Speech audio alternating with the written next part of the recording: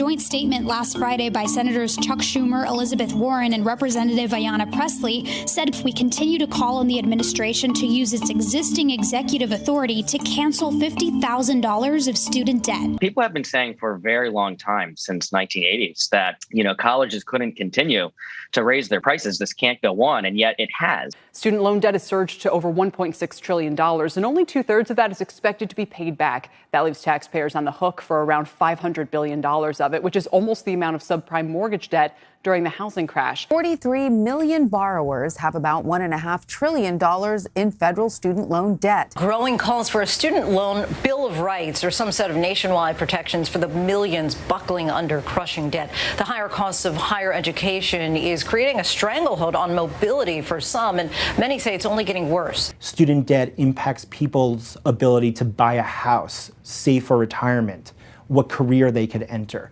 We see people with student loan debt actually make less over the course of their lives. They can't go into the careers they want. I'm Rayy Vana, and welcome back to Rebel HQ.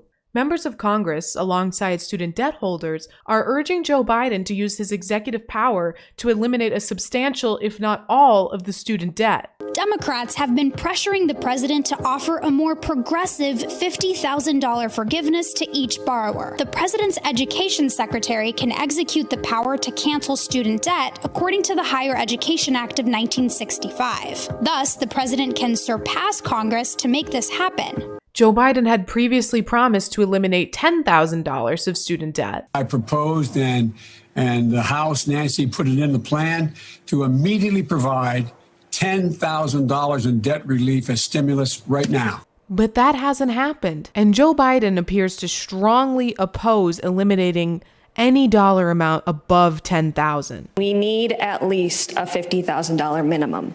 What will you do to make that happen? I will not make that happen.